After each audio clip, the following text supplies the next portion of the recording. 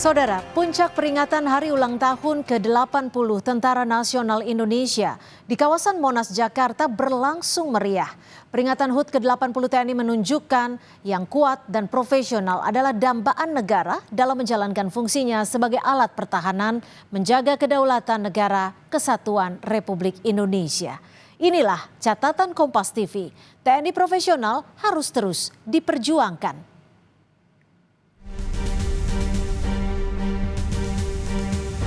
Atas nama negara, bangsa, dan pemerintah Indonesia, saya ucapkan penghargaan dan terima kasih atas prestasi TNI. Presiden RI Prabowo Subianto hadir langsung memimpin upacara perayaan HUT ke-80 TNI di lapangan Monas Minggu pagi.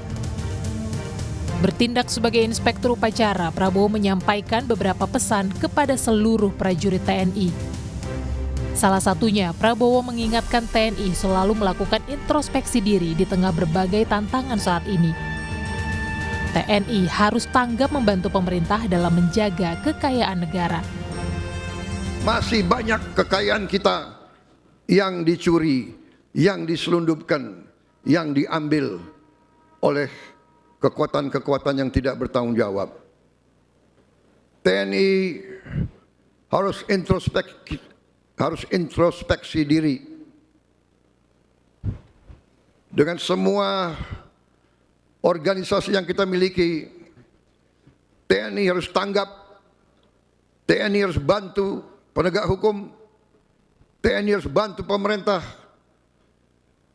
daerah, pemerintah pusat untuk menjaga kekayaan kita.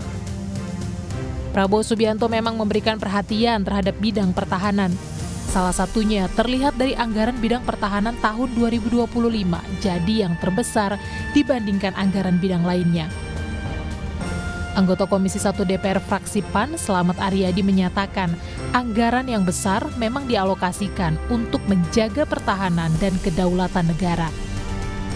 TNI juga selama ini sudah melakukan sinergitas dan kolaborasi dengan sejumlah lembaga pemerintah.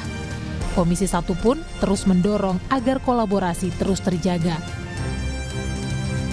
Dalam rupiah yang digunakan untuk tahun 2026 ini semata-mata digunakan untuk menjaga pertahanan dan kedaulatan negara kita. Di hari ulang tahun TNI yang ke-80 ini, TNI menunjukkan bahwa sinergi kolaborasi yang dibangun dengan lembaga dan instansi terkait dalam negeri ini memiliki suatu keseriusan yang patut kita apresiasi. Tentunya Bang, ini kita sebagai anggota Komisi 1 terus mendorong bagaimana kolaborasi ini terus terjaga dan terus dikembangkan. Sementara itu, pengamat militer Hairul Fahmi menilai tak hanya menjaga kedaulatan negara, kesiapan armada dan pasukan Indonesia juga penting dalam peran Indonesia untuk berpartisipasi aktif menjaga kawasan Asia Pasifik dan dunia, serta memperkuat posisi diplomasi Indonesia di mata dunia.